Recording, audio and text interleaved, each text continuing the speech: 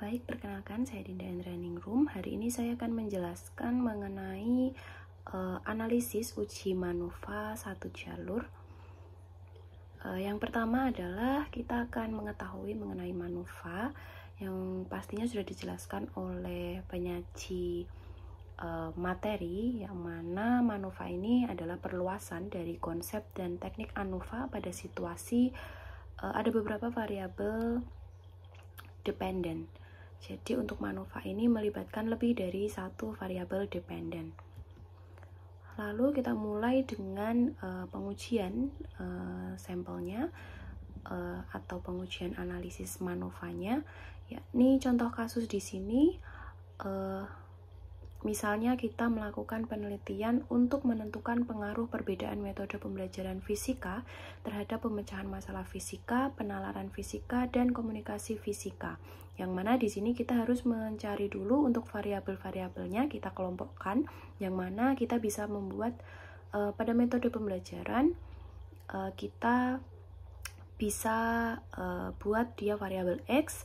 Lalu untuk pemecahan masalah fisika kita buat variabel Y1, lalu untuk penalaran fisika kita buat variabel Y2, dan untuk komunikasi fisika kita buat variabel Y3.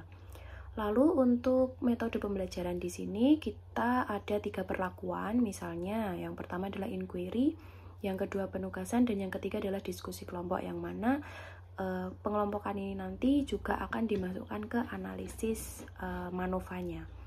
Lalu setelah itu kita bisa dapatkan rumusan masalahnya adalah apakah terdapat pengaruh perbedaan metode pembelajaran fisika terhadap pemecahan masalah fisika, penalaran fisika, dan komunikasi fisika.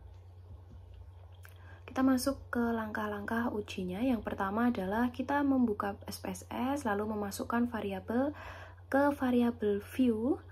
Lalu jika variabel memiliki kelompok, yakni pada metode pembelajaran tadi, maka value labelnya harus ditambahkan, yakni ditambahkan 1 untuk inquiry, 2 untuk penugasan, dan yang ketiga untuk diskusi kelompok.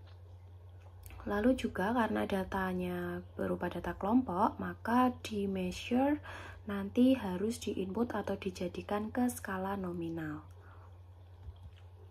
Lalu yang kedua, setelah kita memasukkan variabel-variabelnya di variabel view, kita masuk ke data view dengan memasukkan data hasil penelitian kita ke dalam SPSS. Lalu untuk langkah ketiga, setelah data dimasukkan semuanya, di sini kita anggap bahwa semua data itu sudah memenuhi asumsi atau prasyarat-prasyarat untuk uji manuva.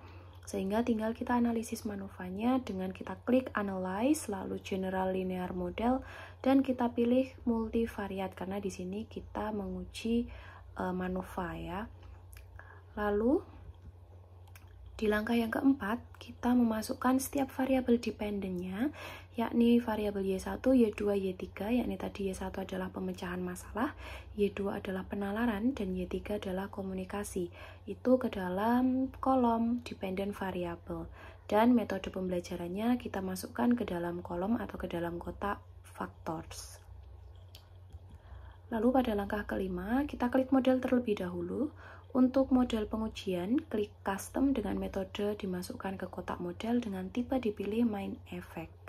Lalu kemudian pada sum of squares dipilih tipe 1 karena semua asumsi tadi kita anggap sudah terpenuhi. Kalau asumsinya belum terpenuhi, kita bisa pilih untuk tipe 3. Lalu jika sudah, kita klik continue.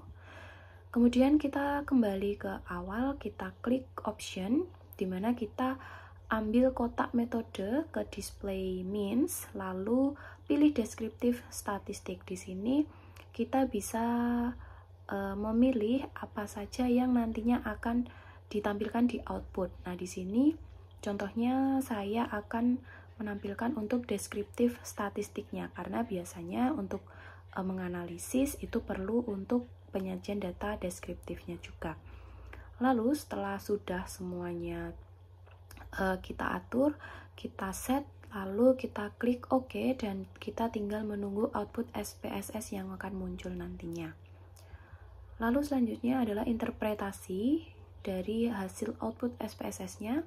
Yang pertama adalah untuk deskriptif statistik. Di sini dia menunjukkan nilai rata-rata dari masing-masing variabel dependennya. Di situ nampak meannya, standard deviation-nya juga.